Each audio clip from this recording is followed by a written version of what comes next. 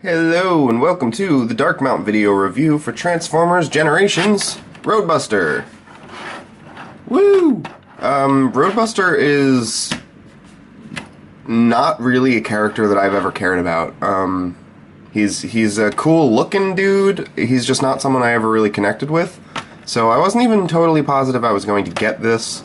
However, after looking at a lot of the initial pictures, and the fact that it went up for a double pre-order for a great price, I figured why not. I got him in Cyber Shark. Wow. Skybite. In a 2-pack. So it was a win. And now having this thing in hand, it's even more of a win. He is a vehicle? I don't even know. It's some kind of armored up dune buggy rally fighter off-road vehicle. I have no idea. It kind of reminds me of like a semi-futuristic armored up version of the Jurassic Park cars. That's just kind of the vibe I get, which is funny because I got the same vibe from our friend Prime Beast Hunter's Bulkhead, who I am now even more convinced is a Roadbuster homage. Yeah. So, this is our Jurassic Park attack squad, apparently. Maybe we'll get some, like, engine helicopters or something. As you can see, he's got tons of weaponry. These are all separate pieces, which can disconnect even further to become multiple different weapons.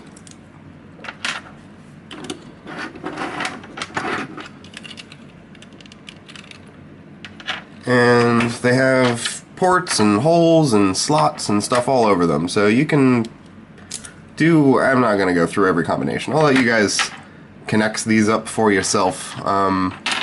They're pretty cool. It's a little bit like the Age of Extinction, I want to say Bulkhead, should have been Bulkhead, Hound, in that he has lots of weapons, although they are a little bit more interesting. I mean, they're not all painted, but I don't know, for some reason I find these a little bit less excessive, and since they can all kind of combine in several different ways, it gives you a lot of different display options in both of his modes, which is really super awesome. So I'm going to move all of these out of the way for a little while, and here you have his unadorned, plain old vehicle mode, which, I've got to be honest, looks really good. These little gear flap things might bug some people, I guess. I don't know. They don't really bug me. I mean, if I stare at them, yeah, I can see the fact that they're kind of uneven and don't go with the car, and there's not really anything you can do about that. But it doesn't bug me at all. Everything else about this guy, I think, just looks awesome. He's a great-looking vehicle. He rolls great.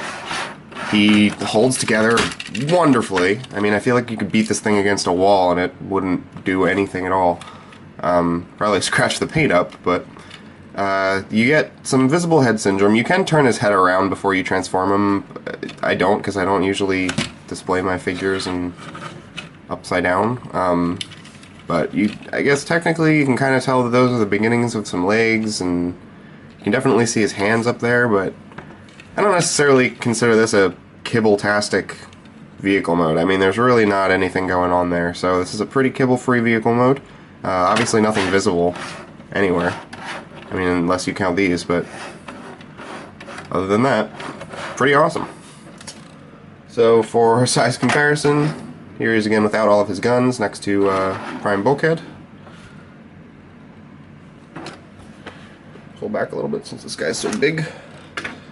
For a weirder review, here he is next to Car Robots Wild Ride.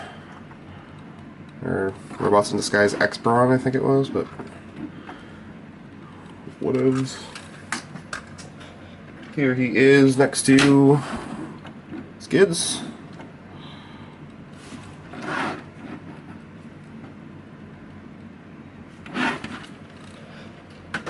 And just for fun, here he is next to his wavemate Cybershark, who is not Cybershark, Skybite. I know this. I know this is Skybite.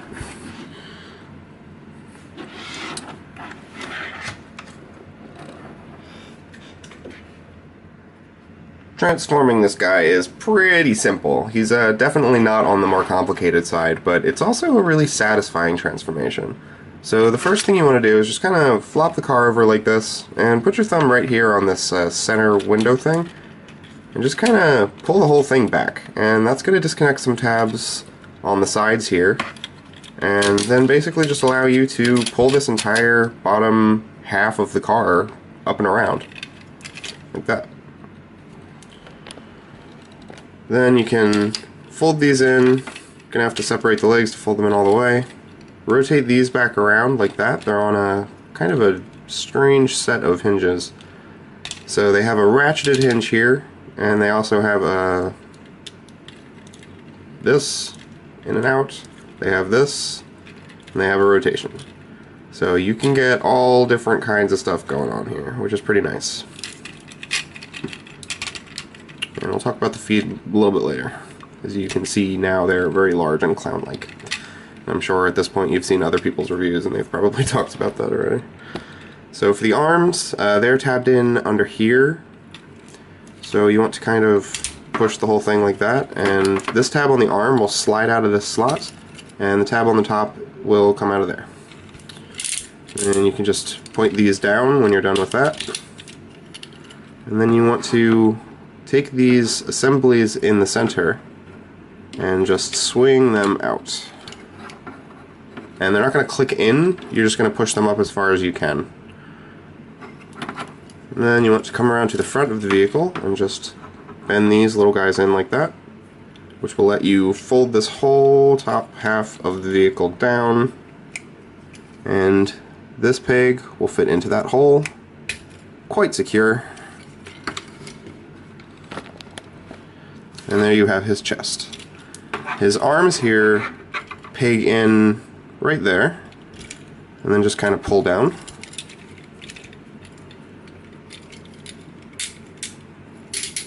And there you basically have Roadbuster. The feet situation, generally what people seem to be doing, and what I have found works the best, is to push these back a couple clicks so that they're kind of more out at an angle, which not only makes it look better from the front, so he doesn't have these giant clown shoes sticking out, but it also gives him much more support in the back. The other thing I have been doing that I haven't really been seeing people do is to take these upper leg swivels and rotate them out a little bit. Because when you have him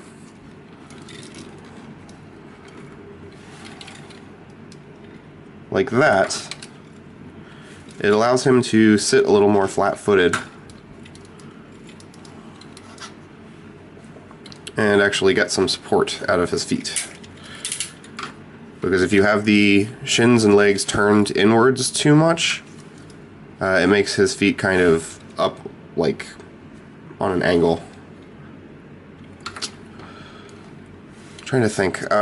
His feet are a little bit, if you have the Age of Extinction leader class Grimlock, and the angle that his feet swivel on, it's very similar to these, just these have a ratchet as well. So it's a little weird to find his footing, but once you do, it's fine. And you may notice that he seems a little bit back heavy at first, but I think he's also tuned to the fact that he has about like 7 different weapons that are going to get plastered all over him, which adds a lot of front heaviness. So, there he is in all of his ungunnified glory. And basically you got all these different little parts, and you can do whatever you want with them. Just because I kind of like keeping them all separate when he's in his robot mode, because it just gives him tons of weapons all over him, that's what I'm gonna do. And now we have Roadbuster with all of his weapons all over him.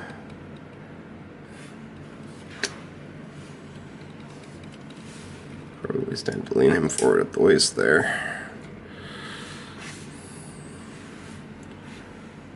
And he looks pretty awesome. Obviously, this might be a little excessive for you. I think that's kind of part of Roadbuster, is that he's just kind of a little excessive. That's one of the reasons I never really got into him. He's just always overkill, always like 10 levels higher than he needs to be. So I enjoy this, but as you can see, there's holes and ports and slots. This can actually slot on top of here as a kind of like a giant scope rifle thing.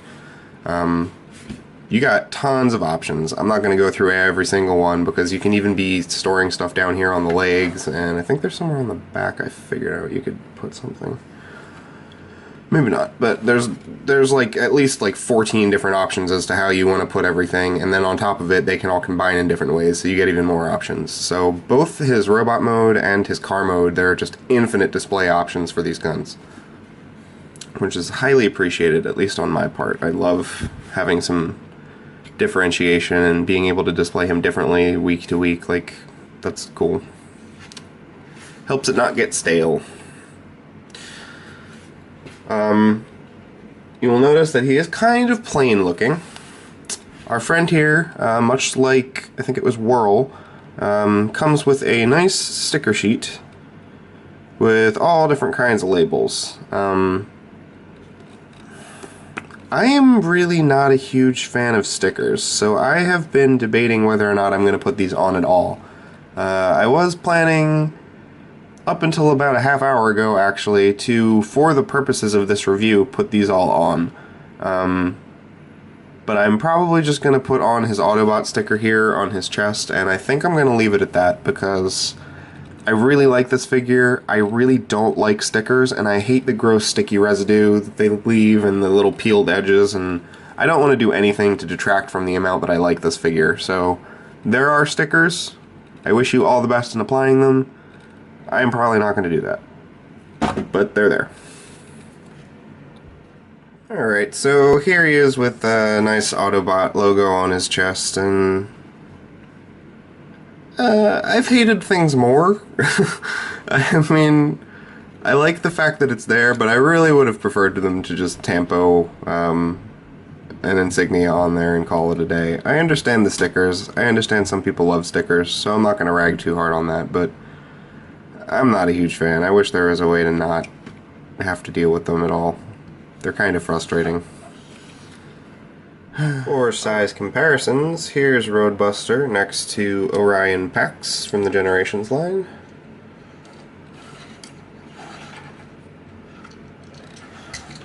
Here he is next to Bulkhead from the Transformers Prime Beast Hunters subline.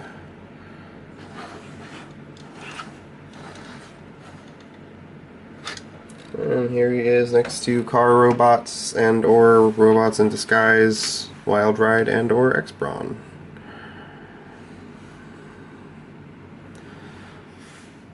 For Articulation, his head is on a ball joint, but you don't get a whole lot of movement out of it. You can rotate all the way around, I believe. It takes a little bit of wiggling, but that's really all the tilt that you're getting, and you don't really get anything side to side. You get maybe like a millimeter. His shoulders are ratcheted, full rotation. In and out ratchet, although downwards is much more ratcheted than out. You have a rotation at the upper arm, a double elbow that is not ratcheted on this first hinge, but ratcheted on this bottom hinge. You don't have any kind of lower elbow rotation, and you don't have arm articulation or hand articulation of any kind.